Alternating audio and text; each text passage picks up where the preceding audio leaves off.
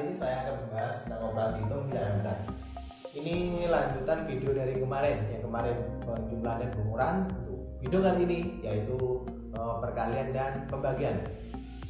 Sebelum video pembelajaran ini dimulai, alangkah baiknya kalian klik tombol subscribe, jangan lupa like, comment, share, aktifkan tombol loncengnya. Oke? Jangan kemana-mana, tetap tonton video ini. Check this out. Bismillahirrahmanirrahim. Hari ini kita bertemu lagi dan belajar tentang operasi hitung bilangan bulat, perkalian dan pembagian. Ini video lanjutan dari video sebelumnya, yaitu penjumlahan dan pengurangan.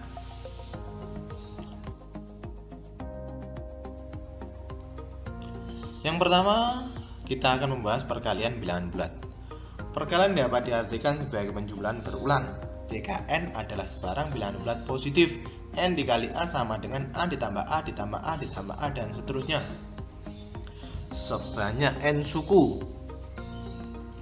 Misalnya 5 dikali 6 sama dengan 6 ditambah 6 ditambah 6 ditambah 6 ditambah 6. 6 nya sebanyak 5 kali, jadi sama dengan 30.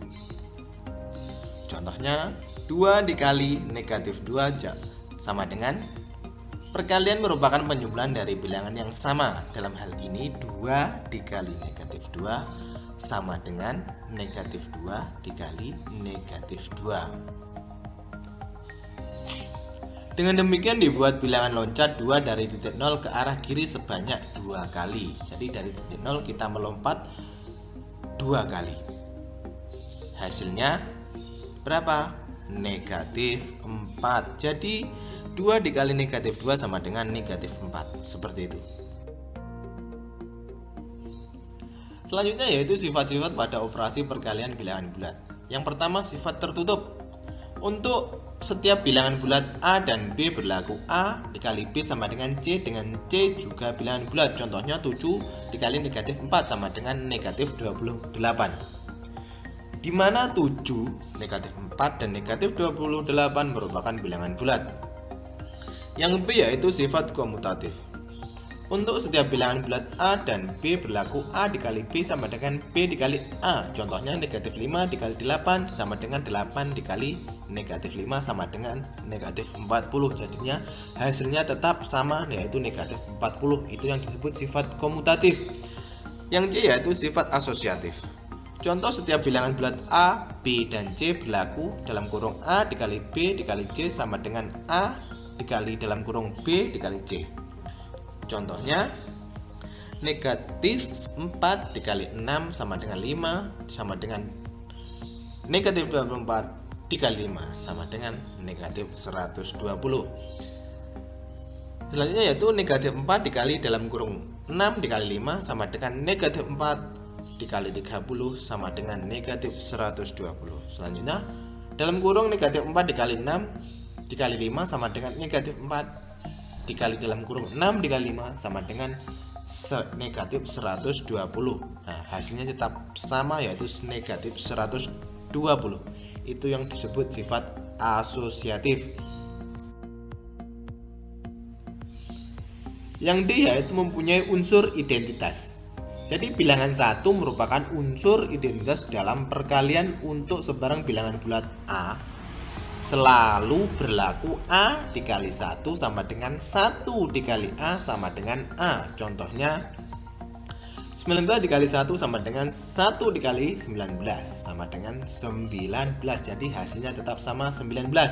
Contoh yang kedua yaitu negatif 100 dikali 1 sama dengan 1 dikali negatif 100 sama dengan negatif 100. Jadi tetap sama, negatif 100 hasilnya. Itu yang disebut mempunyai unsur identitas. Yang E yaitu mempunyai inverse. Inverse dari A adalah A dikali 1 per A sama dengan 1 per A dikali A sama dengan 1. Contohnya 2 dikali 1 per 2 sama dengan 1 per 2 dikali 2 sama dengan 1. Yang F yaitu sifat distribusi perkalian terhadap penjumlahan.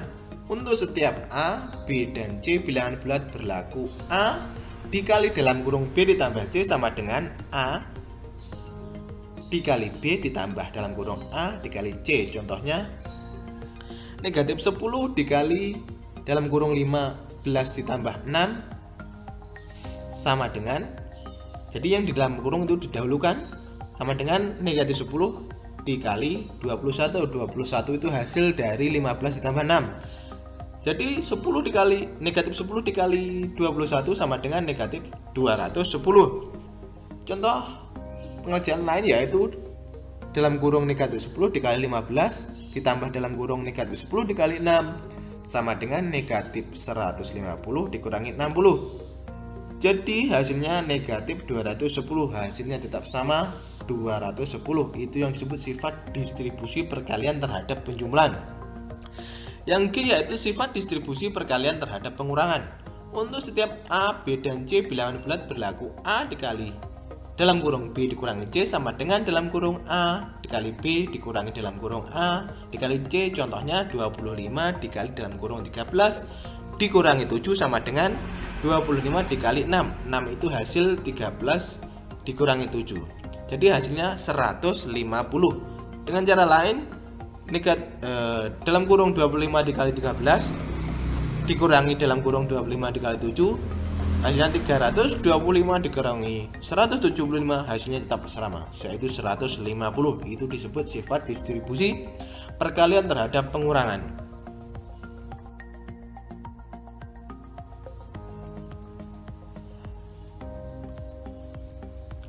Yang B yaitu pembagian bilangan bulat. Operasi pembagian merupakan kebalikan dari perkalian. A dibagi B sama dengan C. Kebalikan B dikali C sama dengan A. Operasi kebalikan ini disebut juga inverse perkalian. Contohnya 20 dibagi 4 sama dengan 5, sebab 4 dikali 5 sama dengan 20. Contoh lain yaitu 16 dibagi negatif 2 dikali negatif 8 sama dengan 16. Untuk A, B, dan C sebarang bilangan bulat, pada operasi pembagian bilangan bulat berlaku sifat-sifat sebagai berikut. Yang pertama, tidak bersifat tertutup. Contohnya 7 dibagi 2 sama dengan 3,5. 7 dan 2 adalah bilangan bulat, sedangkan hasilnya yaitu 3,5 bukan merupakan bilangan bulat. Itu yang disebut tidak bersifat tertutup.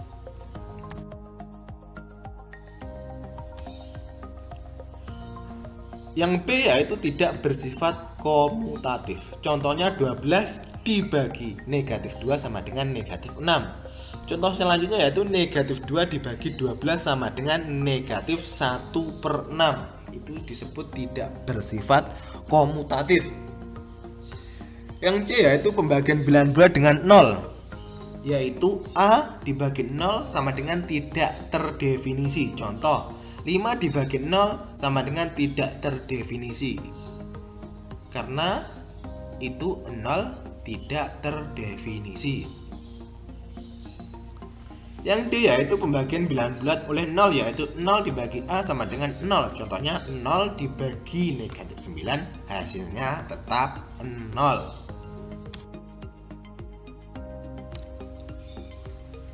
Oke, video pembelajaran kali ini cukup sampai di sini. Semoga ilmunya bermanfaat dan berguna untuk kalian semua. Amin. Thanks for watching.